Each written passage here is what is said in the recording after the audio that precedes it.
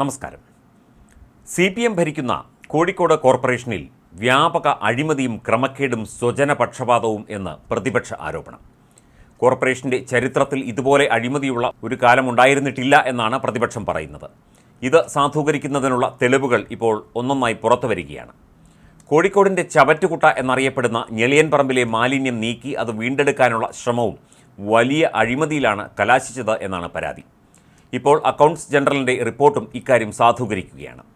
മാതൃഭൂമി അടക്കമുള്ള പ്രമുഖ മാധ്യമങ്ങൾ ഇക്കാര്യം വിശദമായി റിപ്പോർട്ട് ചെയ്യുന്നുണ്ട്.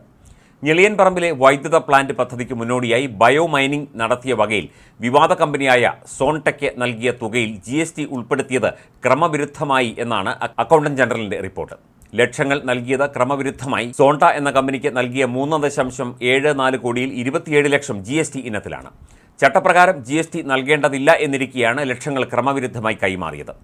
ഞെളിയൻപറമ്പിൽ ബയോമൈനിങ്ങും ക്യാപ്പിങ്ങിനുമായി 2019 ഡിസംബർ 10 സോൺടെക്ക് കരാർ നൽകിയത്.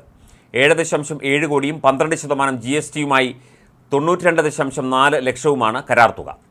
ഇതിൽ ഇതുവരെയായി നൽകിയതാണ് 3.7 കോടി. ഭരണഘടനയുടെ ആർട്ടിക്കിൾ 243W പ്രകാരം നഗരസഭകളെ ഏൽപ്പിച്ചിരിക്കുന്ന പ്രവർത്തനങ്ങൾക്ക് നികുതിയില്ലെന്നാണ് വ്യക്തമാക്കിയിട്ടുള്ളത്. ഖരമാലിന്യ സംസ്കരണത്തിന് ശേഷം കരാറുകാരൻ സ്ഥലം നഗരസഭയ്ക്ക് തന്നെയാണ് കൈമാറേണ്ടത്.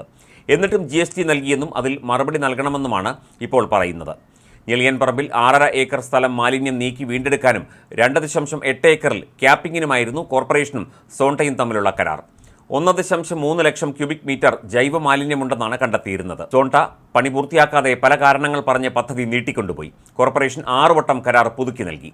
ഒടുവിൽ കോർപ്പറേഷൻ തന്നെ ബയോമൈനിംഗ് നടത്തിയ ഭാഗം ഷീറ്റിട്ട് മൂടി. പണി പൂർത്തിയാക്കാത്തതിന് 38.85 ലക്ഷം പിഴയും ഞെളിയൻപറമ്പിൽ ബയോമൈനിംഗ് നടത്തിയ ഭാഗത്ത് ഷീറ്റിട്ട് മൂടിയ വകയിൽ 21.5 ലക്ഷവും സോൺട കോർപ്പറേഷന് നൽകണമെന്നും വ്യക്തമാക്കിയിരുന്നു. വൈദ്യുത പ്ലാന്റിനുള്ള 250 കോടിയുടെ കരാർ സോൺടയും കോർപ്പറേഷനും നേരിട്ടായിരുന്നു. സോൺടയെ ഒഴിവാക്കി പകരം ഇവിടെ വാതക പ്ലാന്റ് എന്ന പദ്ധതിയാണ് പരിഗണിക്കുന്നത്. സോൺടയെ ഒഴിവാക്കേണ്ടത് സർക്കാരാണ്. അതിൽ തീരുമാനമായിട്ടില്ല. വാതക പ്ലാന്റുമായി ബന്ധപ്പെട്ട് ഗെയിലാണ് കോർപ്പറേഷനുമായി ചർച്ച നടത്തിയത്. 100 ടൺ സംസ്കരണ ശേഷിയുള്ള പ്ലാന്റാണ് ഉദ്ദേശിക്കുന്നത്. കമ്പനിക്ക് സ്ഥലം, വെള്ളം, വൈദ്യുതി എന്നിവ നൽകിയാൽ മതിയെന്നും നിർമ്മാണം അവർ തന്നെ നടത്തുമെന്നുമാണ് പറയുന്നത്. പ്ലാന്റുമായി ബന്ധപ്പെട്ടുള്ള വിശദാംശങ്ങൾ തയ്യാറാക്കി നൽകാൻ കോർപ്പറേഷൻ ഗെയിലിനോട് ആവശ്യപ്പെട്ടിരുന്നു. എന്നാൽ സോൺട കരാർ റദ്ദാക്കിയ ശേഷം മാത്രമേ ഇവരുമായി കരാർ വയ്ക്കാനാവൂ. കഴിഞ്ഞ ദിവസം തദ്ദേശ സ്വയംഭരണ വകുപ്പ് additional chief secretary Sarada Muraleedharan മാലിന്യ സംസ്കരണവുമായി ബന്ധപ്പെട്ട് ഞെളിയൻപറമ്പിൽ ഉൾപ്പെടെ സന്ദർശനം നടത്തിയിരുന്നു. ബ്രഹ്മപുരത്ത് ഏറെ വിവാദങ്ങൾ സൃഷ്ടിച്ച കമ്പനിയാണ് സോൺട. ഇതിൻ്റെ നടത്തിപ്പുകാരും അവരുടെ രാഷ്ട്രീയ ബന്ധങ്ങളും നേരത്തെ ചർച്ചയായിരുന്നു. കോർപ്പറേഷൻ അനധികൃതമായി സഞ്ജയ സോഫ്റ്റ്വെയർ ഉപയോഗിച്ച് കെട്ടിട നമ്പർ നൽകിയതുമായി ബന്ധപ്പെട്ടുണ്ടായ നഷ്ടവും റിപ്പോർട്ടിൽ സൂചിപ്പിക്കുന്നുണ്ട്.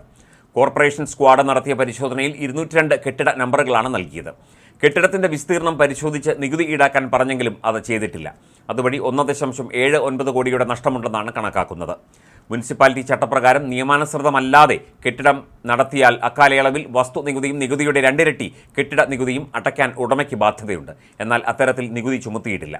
ഈ രീതിയിൽ കഴിവുകേടിൻ്റെയും കാര്യക്ഷമത ഇല്ലാത്തതിൻ്റെയും കഥകൾ മാത്രമാണ് കോർപ്പറേഷൻ്റെ ഓരോ പദ്ധതിയിലും നോക്കിയാൽ കാണാൻ കഴിയുക എന്നാണ് പ്രതിപക്ഷ ആരോപണം.